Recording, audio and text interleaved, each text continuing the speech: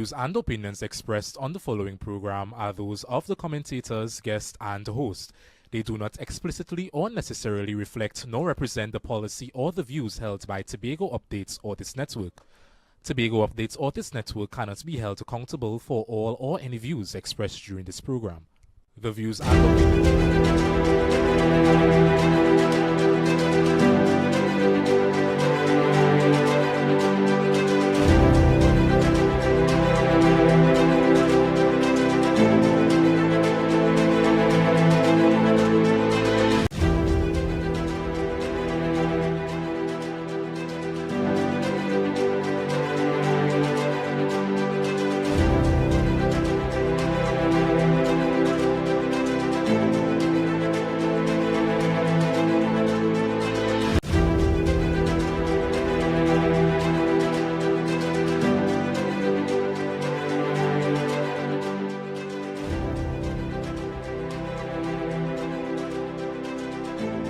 Good evening and welcome to another edition of Vox Populi, which simply means the voice of the people.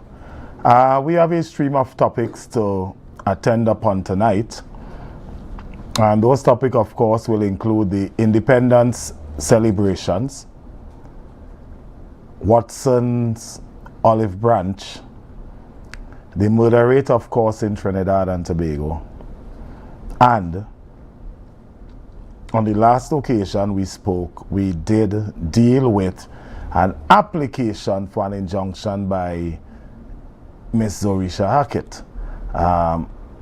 There have been some developments with that, and so we'll attend upon it. But as we start, what I would like us to deal with is the Independence Day celebration.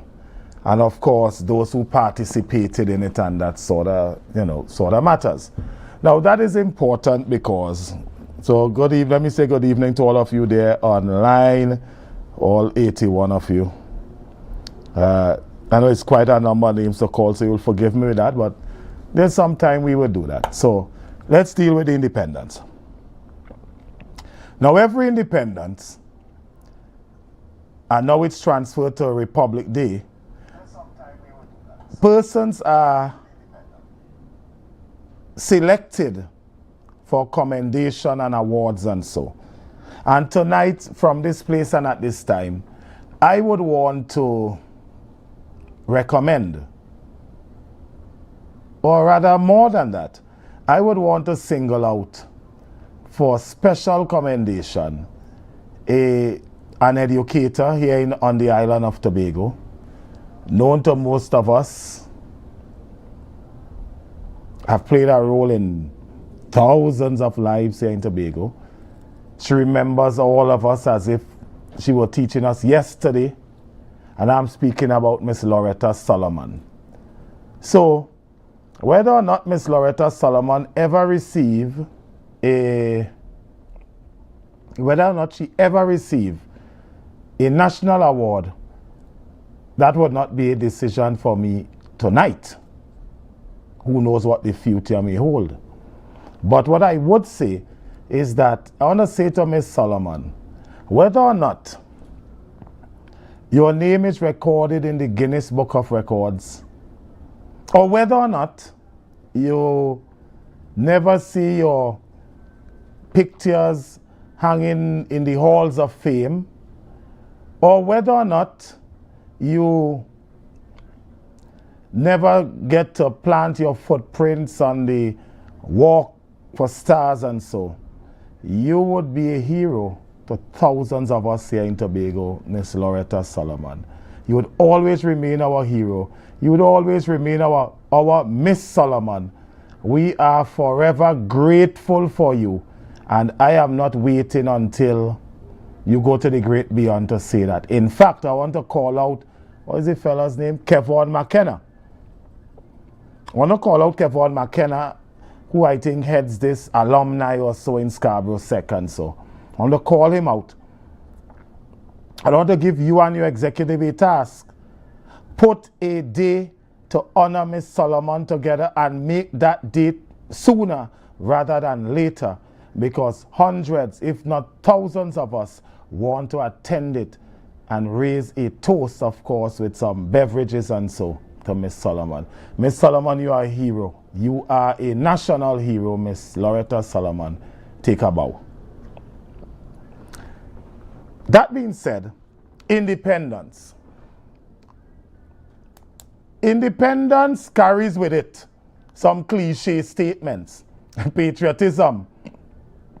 And they use these cliches like, together we aspire and together we achieve, and they use all that kind of statements. And so they tell you things about the motto, we must love the country, and we must be proud in the red, the white and black, and they give you all of that. They teach us to recite Eric Williams' excerpt from his speech about democracy and so. All of that they teach us and so. But I remember the psalmist David, who said something one day. He said, I was young and now I am old. Well, I want to paraphrase David. I was young and now I am not so young. And those people in this country who uses these cliches, and they uses these cliches with great pride and profundity and so, they are happy people. It is only the privileged class in this country that use those cliches. Independence came. Those who raise their glass, their champagne glasses with champagnes and whiskeys and rum and tonic and gin and wine and rum and sound and hors d'oeuvres and so, they are privileged people.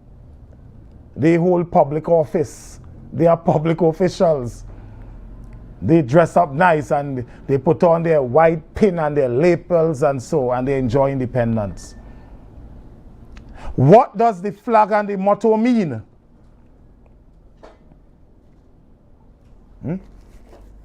What does the flag and the motto mean to a woman standing over her child's corpse, bawling? What does the flag and the motto mean to a woman, a single mother, who has to walk through the aisle of a supermarket looking at the prices of Pampers because all she has in her purse is $60, and that child needs Pampers, that child needs milk, that child needs baby wipes, but she has a budget of $60, and she has to walk through the aisle to select what is available. Sometimes what is available might be something to squeeze the child because they might have to buy a size smaller and all of that. Parents suffer these things in this country. What does independence mean to the unemployed person? What does independence mean to the young person we told to go to school? Do your examination, study your work for the examination, get ready for your C-Sec and GCs and so. Then you go to university, and when you leave from university, you'll get jobs and so, because the future of the nation is in your book bags. But when they leave school, they leave university, there is no jobs for them. What does independence and celebrating it mean to that person? What does the Independence Day celebration mean to the mother walking from pillar to post because every day her children are being bullied, advantaged, or abused? Only recently I was lying at some friend's home in Arima, and they asked me to come aside, pull me aside, because they pulled me aside from the line to point out something to me, because they believe I would have the temerity to deal with it. And this is this stepfather who met this very poor young girl with younger daughters, and he having a field day. I feel they abusing all of them. And because they're poor, they don't, they don't, what would people say? They're not fully nobody's eyes. So police ignoring them, child protection ignoring them, everybody ignoring them. But she know she has to live with seeing her daughter's abuse, and she feel like there is no help. We have institutions in this country. What does independence mean to her? What does independence mean to the people who are living below the poverty line? There's a United Nations report on mendicancy and so. And that report, whether we care to believe it or not, it doesn't change the fact that in Trinidad and Tobago, more than 3%, that is a large number, is living in the scale and bracket also of $1 United States a day, 3% of 1.456 million people. That is a large number. Independence means nothing to those people. When will we arrive at a place, a time, and a stage in this country when independence will mean something to all of us and not only the privileged few? And I will always be public enemy number one, because I'm not going to see these things happening in this country and turn a blind eye to it. And so we parade, and and let me tell you how this independence thing is really a day of celebration for the privileged class. We had, I think it was around Great Race time, soldiers fighting and beating each other with Galil rifles in Storby. Everybody see it, everybody know it. And then Independence Day, they put on white tunic and they salute here, they march up, they march down. And this is a joke. This is a real country, with real people, with genuine and real expectations, And we need to get to that place quickly. So my thing out Independence Day is just that. You line off what?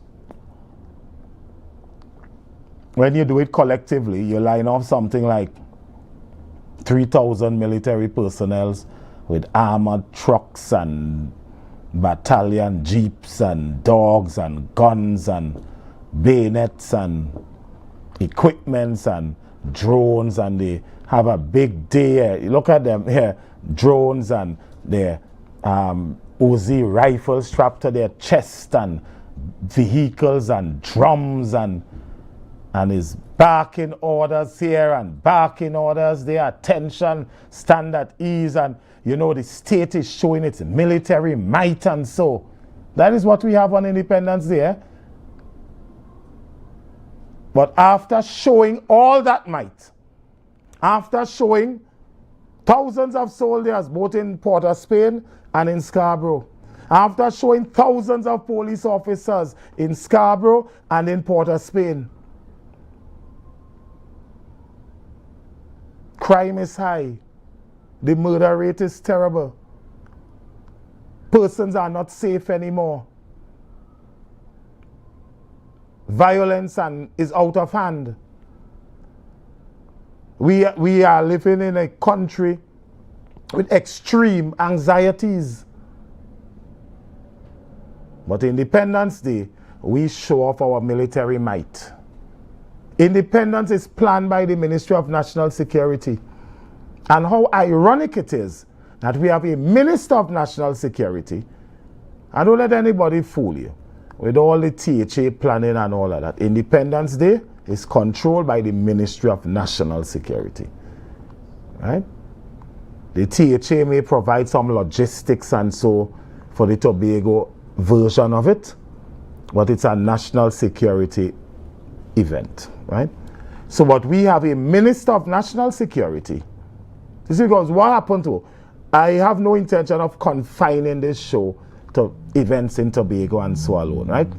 But we have a Minister of National Security who put on a massive display of troops and power arms and ammunitions and machinery and so. But then we still live in a country where the citizens do not feel safe. We still live in a country where the citizens do not feel safe. And I don't know if the celebrations and the parades at this time in our nation's history is something we need, or what value is there attached to it. Because it seemed to me what we need to do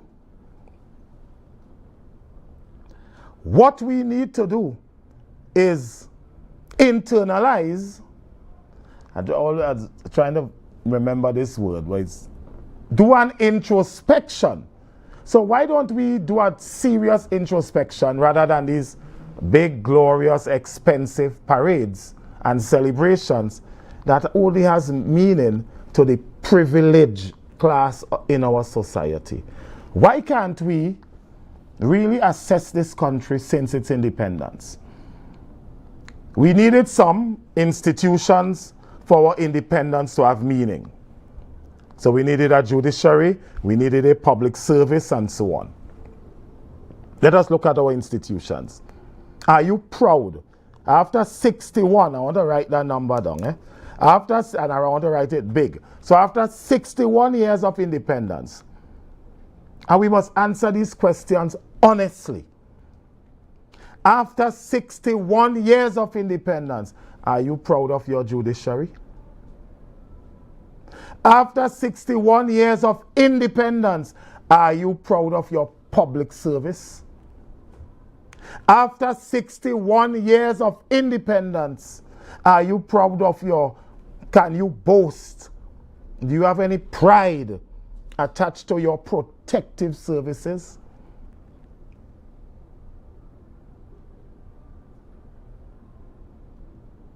Name one institution in this country for me. One. If you can't name one, half will do. If you can't name one, half will do. Name one public institution in this country that is working. The closest to it might be the THA. So we could call them half. We could call them half. Because for them to work optimally, they will need full and complete autonomy to do so. Right? So, I just thought I wanted to provoke your minds on this independence story. And I really hope the day will come when we could celebrate independence with all its glory and so. I really hope the day will come. Having said that, I want to speak to Miss, is the commissioner woman name? Miss Erla Christopher, the commissioner of police. You all know her? I'll put up and you will see who I'm speaking of. That is Miss Erla Christopher, our commissioner of police. She said murder is going on, but we'll get to her in a very short. We'll get to her in a very, very short. That is your commissioner of police. You all remember her? Giving instructions and so to search the chief secretary house, search the deputy chief secretary, the secretary of education, search THA divisions and departments and so, seizing phones, and that is the woman. That is her. Her name is Miss Erla Christopher. But I'll get back to her with the murder rate. I just wanted to show you who is Miss Erla Christopher. That is Miss Erla Christopher. You know, it's kind of laughable about this, and I always warn public officials, whether you're commissioner of police, chief of defense staff, permanent secretary, whatever you think you are. I always warn, and I've been warning for years, public officials to be careful how you pander to politicians and political parties when they are in office, because they will not be in office forever. And the political tide can turn, and it would leave you very disappointed because you have breached the Where did they have the no, seriously, if I ask myself, then I'll remember it. Where they had the Trinidad and Tobago Independence Marlborough House. Yeah. Everybody had their own learning style, and that is mine. So if I ask myself, I'll remember it. When they had the Marlborough House conference, coming out of the independent conversation, a lot of you will know, but I'll tell you, because I have sat in Marlborough House and I've read this document. Eric Williams was not getting his way because Dr. Capilio, and you know, it's kind of interesting how this country teach a lot about Eric Williams.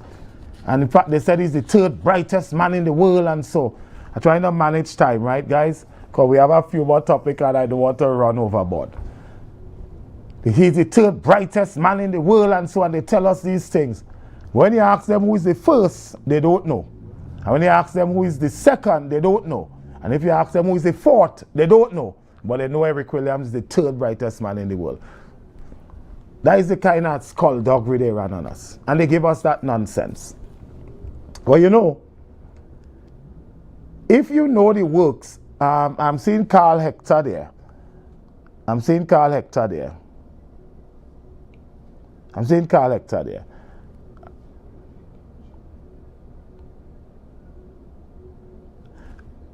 And if you know the works of C.L.R. James, the Black Jacobins, and a whole stream of books that Eric Williams himself declared to be let's call the subversive material. Well, let me tell you all something tonight, Trinidad and Tobago. And anybody who wishes to dispute it, we have this show next week again, All Things Meaning God. Just show up. You don't have to call me. You don't have to call a producer, nobody. If you could bring evidence to dispute the evidence I have, then just show up, and whatever topic we have next week, that will be the topic we're discussing. But walk with the evidence and don't walk with the old talk. Eric Williams plagiarized C.L.R. James' work.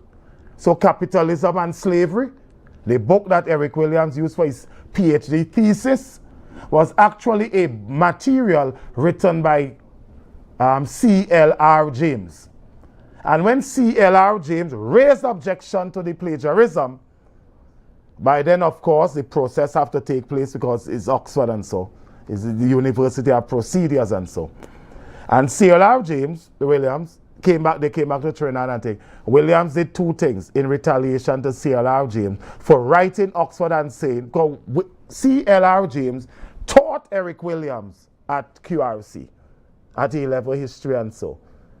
And he took the man's material, went to England and presented it as his thesis.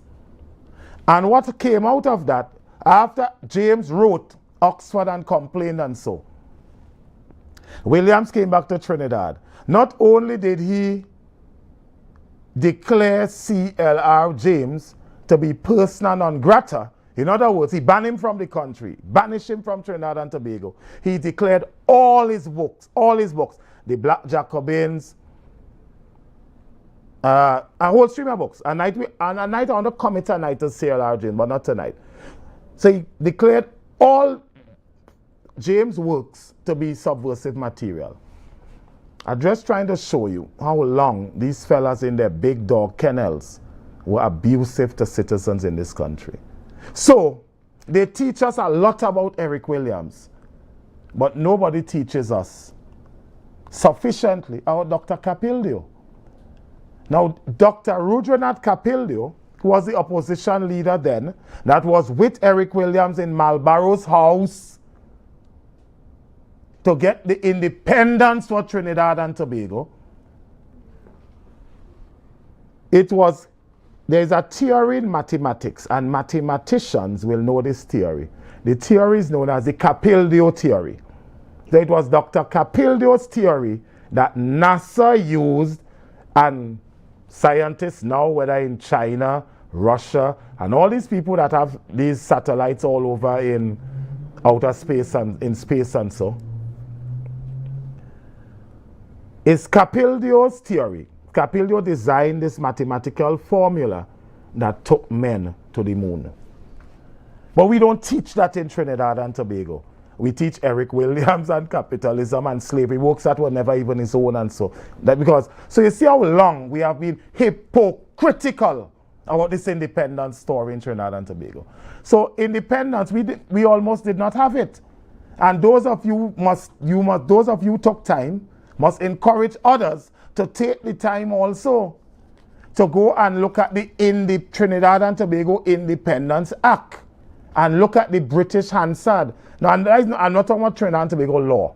Trinidad and Tobago, of course, would have an Independence Act. But in the British Parliament and volume of laws, there is something known as the Trinidad and Tobago Independence Act. Read that, read the Hansard, and you will understand how wishy-washy is this Trinidad and Tobago independence arrangement. So much so that there is something they inserted and demanded upon known as saved laws.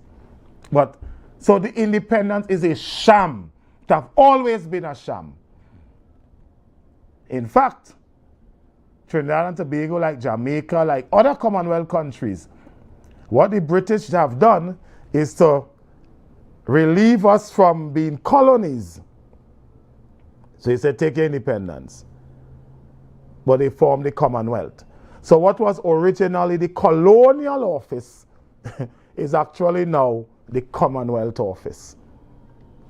Tomatoes, spade, shovel, same thing. So independence won't catch me. And that is why I understand why, but I reject completely that a nation's independence must only be celebrated by the privileged class. I reject that. And I want the day to come, and I yearn for the day to come, where all of us in Trinidad and Tobago could say with conviction, with meaning, because our country have done it for us. You know, the Americans has put their hand on their, I think it's the rights, they put their hand on their breasts and they say, my country, 'tis of thee. I yearn for that day in this country where I could sing with high note. I'm not a good singer, but I want to sing with high note. Hear every creed and race, find an equal place, and may God bless our nation. Until and unless that is done, sorry.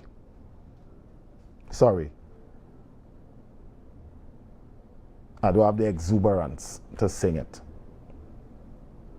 Right? That is one. But you know, God has a very spectacular sense of humor. Let me go back to this thing now. So I'm done with independence. I just want to do a spring off and then we move on to the other topics. Earl Christopher, you all remember? I think we showed her early on. Tossing words with the Chief Secretary, Madam Commissioner of Police. I feel to salute her and all kind of thing. Yeah, I feel to salute her and so. Since we're doing independence, I feel to salute her and all kind of thing. Earl Christopher. So, we will not be intimidated. You know, we'll not be intimidated. We have work to do, and the police are afraid nobody. And they search the Chief Sec house. They attempted to lay charges and so against our secretary and so. I want to show you something, and I want to show you how God have a way to sleep. I want to show you something. I want to show you the same police service, and that's why I say public officials like the Commissioner of Police, the Chief of Defense Staff, and a lot of these other public officials, including some of these technocrats and public officers and administrators in the Tobago House of Assembly. You must be careful how you align yourself politically. You must be careful how you take political positions. You must be careful how you pander to politicians and political party, because politics is determined Vox Populi. It's determined Vox Populi. And because it's determined Vox Populi, it is the people that will decide upon who they put to rule. My grandmother used to say it best to me, is who country love that does make governor. So after all that huff and puff and press conferences and so, and all these things being done and said and so. Against the Chief Secretary. What's his correct name, guys? Could you help me with it or put up the name or something? It's Farley Chavez Agustin, yes. So after all the huff and puff, raids and warrants and thing, Almighty God in heaven show the whole nation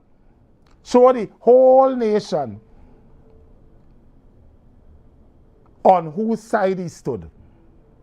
So like Christopher Huff, she puffed, but she did not blow his house in. Because come Independence Day,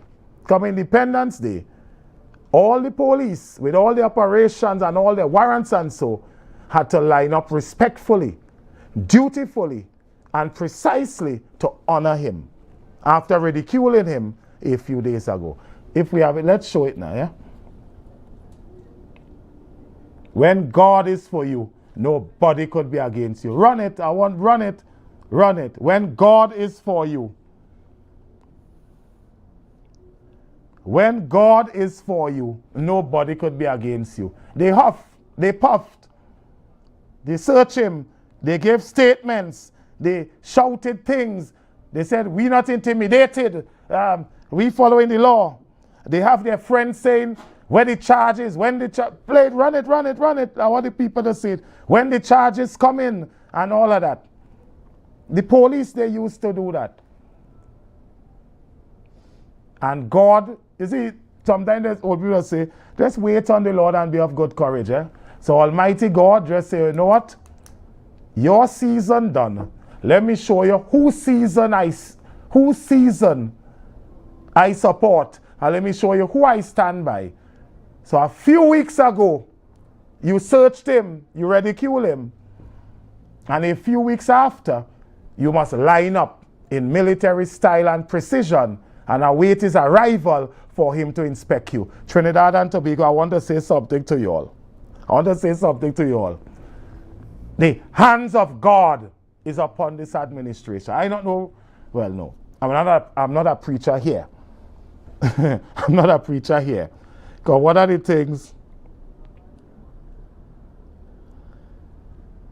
the things I've never attempted to do is impose my religion or religious or spiritual views in public.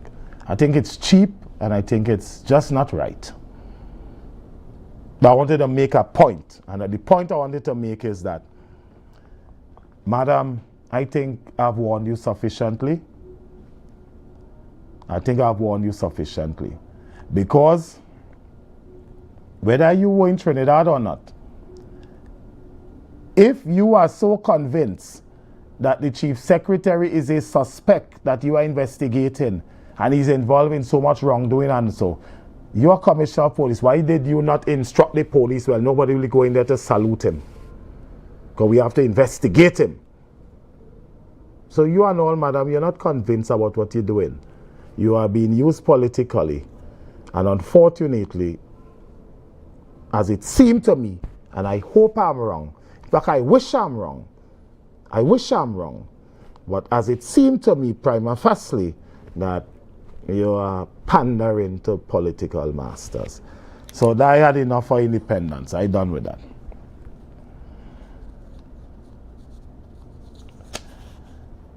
Watson's Olive Branch.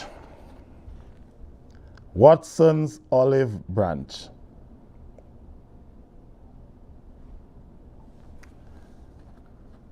Watson's Olive Branch. I don't know where to start with this, you know. Watson's Olive Branch.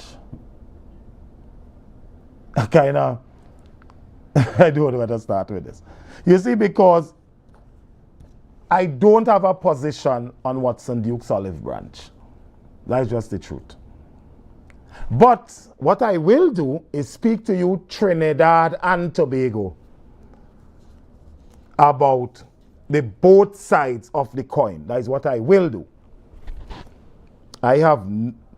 At this time, I am not convinced that I should make a pronouncement one way or the other. You see, why I tell you that is because I know, I am aware that politics is a numbers game. And in politics, you do have friends, what you have is interests. And what you do is that you consolidate your interests. So I don't know if because we are on the same platform or in the same party and in the same lineup and in the same caucus, it makes us buddies and so. In fact, that is not how it works. What you have in politics is that interest aligns itself with each other. That's just what you have in politics. Let me give you an example. Let me tell you. Maybe next week I'll tell you what is my position. But this week I am saying I have no position. And I just wish to advance the conversation, as I'm sure you would have it, to share my thoughts on what I consider to be both sides, both thoughts of the same coin. In politics you have friends. Politics you have buddies. In politics, what you have is interests. What is the interest that can unite Watson, Duke, and Farley? And I'm not saying the TPP. And if I come across like advocating for anything, then so be it. I'm going to waste no time defending that. Because I think I was very clear on what my position is, which is none, but I'm sharing a position on both sides of the coin. What interests can unite the TPP and the PDP?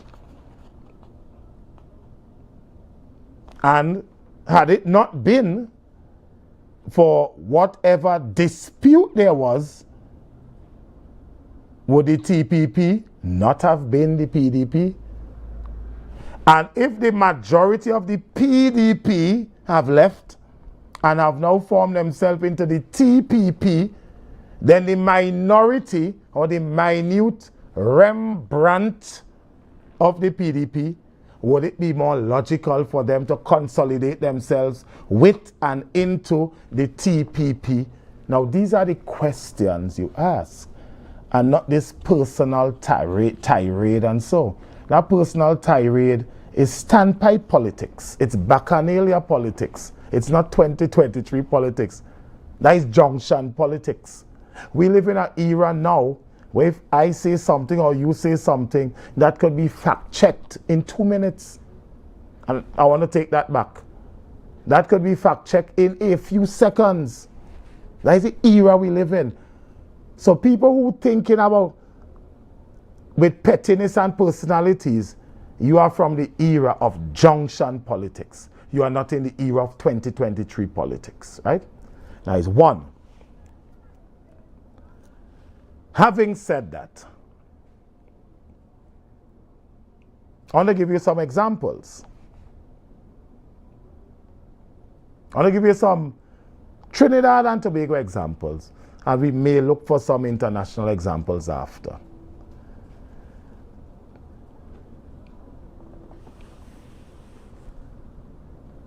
A.N.R. Robinson, Basdeo Pandey. So A.N.R. Robinson, DAC. Basdeo Pandey's ULF. Carl Hudson Phillips, ONR. Lloyd Best, Tapia House. There was somebody else there too, I just can't remember it at the time. They came together and they formed the NAR, the National Alliance for Reconstruction and so.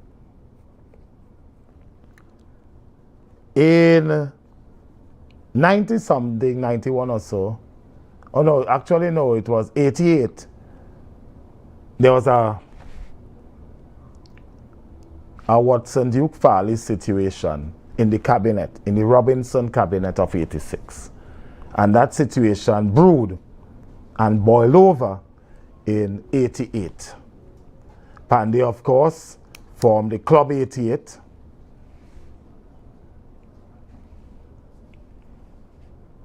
He was all over this country. Because let me tell you something. There's a next thing, and it's important to say this. Let me just tell you guys this, right? Because you're all distracting me with this stupidness now. Leroy George is a distraction of immaculate proportion. Leroy has his bills and so to pay month end. His political masters tell him go on the live and disrupt it. And so I am happy that Leroy get a hustle to pay his bills, and that is okay. You know what I'm disappointed about? Sensible people actually engaging him and responding to him, you know. I'm more disappointed in you than I'm angry at Leroy, you know. Leave Leroy, he has to buy his food, he has to do things. And leave the man alone, leave the boy to hustle. But I'm disappointed in you who actually taking him on. Those of you taking him on, you all are the ones I'm disappointed in. Leave the man, everybody had to live. Everybody had to live, right? No, I mean, come on. If you get a hustle, somebody say, hey, where is? At home. I have a $5,000. Come now. To do what? No, go on the live and disrupt the conversation. It's an hour show. 5,000 in an hour. The minimum wage is now about $20 or something so an hour. So Leroy real get through. And I'm happy for the man. Everybody had to live. But kind of disappointed that sensible people like engage in him, you know. If I was Leroy, I would have called back my political masters and tell them I'm raising the ante because I'm getting through. Right? So that's no. So in 88, it had the Farley-Watson situation in the Robinson cabinet, right?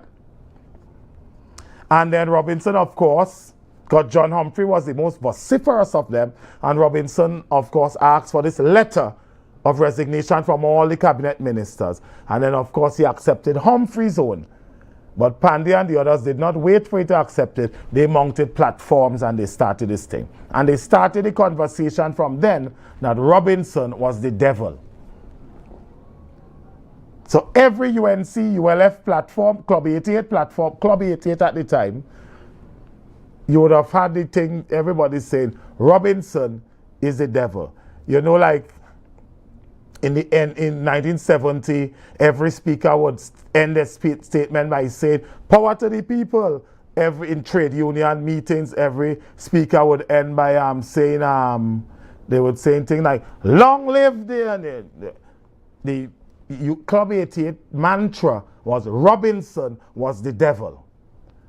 And so there were many toss-up and all of that. Eventually, 88, 89, 90, 91, there were the elections. The UNC, as it was then, became the official opposition against the Patrick Manning-led administration and so. Right? That was 91. There was an election in 95 and so on. In fact, it was a snap election and so sometime around there. And then it come down to 17-17-2. Yeah. So 86 to 91, right? 86, 87, 88, 89, 91. And then 91 to 95. And then Pandey was 95 to 2001. So there was this snap election and so. 17-17-2. But what happened then? What happened during that time? Robinson used the two Tobago seat and his campaign mantra was all over Tobago, we shall make the difference. Pandey was still in Trinidad calling Robinson the devil. But when it's time to make the difference, what do you think happened? Yeah, what do you think happened when it was time to make the difference? They consolidated. And then so a very intelligent journalist, not Liz Williams, but a very intelligent journalist, not Elizabeth Williams, asked Mr. Pandey, but weren't you calling Robinson, this man, the devil all the time? And then Pandey said, well, if I have to sleep with the devil to become prime minister, so be it. And that is what that statement was about. I am not saying Duke is a devil, but I'm saying that General Chiang Kai-shek and Chairman Mao, many centuries ago, were fighting over China. And then the Japanese invaded China, and General Shek and Chairman Mao united themselves together against the common enemy, which is the Japanese, sorry. That is important. In recent vintage now in South Africa, we have Julius Malema and the chairman of the Democratic Alliance. Now, Julius Malema, when they were younger in Winnie Mandela's football club, because you could not give up yourself political party, so they used to call themselves South Africa United. It was really a young, angry, militant version of the ANC. Winnie Mandela led that while her husband was in prison. The Democratic Alliance and the interests they represented were the interests Malema and his younger militants, they used to have massive blood clash, guns and violence and burning down cities and villages and so. The Democratic Alliance and Julius Malema's EFF are now in a political alliance. Let's call this thing when they're joining. Yeah, political alliance. They are now in a political alliance to dethrone the ANC. So you don't dismiss outright with pettiness. That is not how that works. Politics is about interests, and those interests in the first past the poll methods are calculated by numbers. That is one. The other side of it, though, is, could Duke be trusted? Will he do it again? And those are real questions. Those are very real questions. Is it a trick? Is he up to something? Is he now being used as it was suspected he was used before in recent vintage? Those are real issues. So my advice is that I gave you what the both sides of the coin would be. Let good sense and calculated decisions prevail. The murder rate.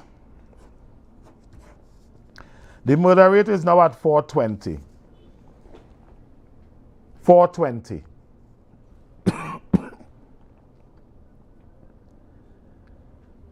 The murder rate is now at 420. 420.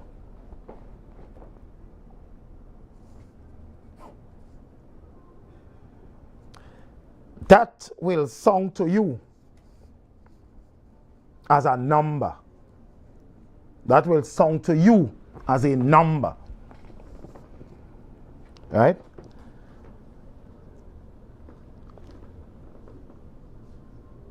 And a woman met me when I came off the plane little while ago to come up here. And she tell me, Skippy, I hope you talk about Duke tonight. And I said, well, what to say about Duke? She said, I want you to see how we went Trinidad and lay out all the eggs and come back to Tobago crowing the loudest for the most corn in the yard. I said, I'll be saying no such thing, madam. So I'll be saying no such thing. Right, so I going back to the murder rate at 420. I'm going back to the murder rate at 420. Right. You know what that means? It means nothing to you. It means nothing to you if you are not a victim too. If you are not a victim too, the murder rate at 420 will mean nothing to you. I want we to do a little quick maths. Very, very quick maths. What we call this quick maths. 420. 420, right? 420. Out of everybody who get killed, right? They have two parents. We're using conservative figures. They have one friend, one child. So immediately, and right, so there are 2 parents, 1 friend, 1 child, and 1 spouse. So immediately, we're starting with a number 5, and this is a very conservative figure. So what we're really talking about is 420 multiplied by 5. So we're talking out of, so far, 2,100 persons have been directly affected by murder. And the conservative price, very conservative price, put up this Zia Hackett thing. And the very conservative price for, so is 20,000 by 210. And a very conservative price of monies spent, come back to me a bit, I just wanted to make sure it's there. Right? The very conservative price, come back to me, the very conservative price of money spent so far for the year in murders, to bury dead or burn dead, is $42 million. So the most conservative price for a funeral home, wake, thing, and that is a real cheap one, 20,000 by, we're talking $42 million. And we have a Minister of National Security who tells us, before you organize an independence parade and put troops on show, who told us, making us safe in this country is not his job. Well, it's not mine either. It's not mine either. But while it's not mine, I don't sit down in the Ministry of National Security. So you clearly has a moral responsibility to do something. Put up this Hackett injunction. I am happy, folks, to say this. Last week we spoke about this. You see? So the Commissioner of Police, one Jamil Watch, and the Attorney General. You remember, next page, remember I showed you last week how the application was made, and notwithstanding the malignant ignorance of Leroy George and all the efforts I made to repair his ignorance, he had a lot of stupidness to say, but this is what the court say, that the leave is granted to apply, and right, leave is granted, and more than the leave is granted, the court have made the declaration on everything sought. So that is a hurdle that have been crossed, and I suspect that the only reason the court will do this is because the constitutional rights have been breached and the court have properly granted leave and all of that. So I'd only put that up there, and I hope it's up long enough for Leroy to get some reading and so. Next. Come back to me and let's end. Right? So I want to say this before I go. I have been through the mill, and I've been through a lot. And I've been doing it for a long while. And there seem to be now, and we'll speak about that in the future, but not tonight, seem to be some calculated efforts to interfere with what I do here and on Wednesday and so. But I want to say to those people, to whom it may concern, nobody could turn me around. I've been through the valley. I've been up on the mountain. I've been through the fire. And I've been through the flood, and I am turning around. Nobody could make me tired, and nobody could make me afraid, because I am pursuing the mark of my high calling. And he that have started a good work within me is faithful, and if you don't leave me alone, I will deal with you with holy water. Holy water. Until next week, maybe I'll call your name. Maybe we'll drop a bomb. In fact, I'm sure we'll drop a bomb. It was to drop tonight, but the producers are walking on eggs. We'll sort out the legalese and so. And next week is bomb here, bomb there, bomb everywhere. Nobody turning me around. Good night, Trinidad and Tobago. The views and opinions expressed on the following program are those of the commentators, guest, and host. They do not explicitly or necessarily reflect nor represent the policy or the views held by Tobago Updates or this network.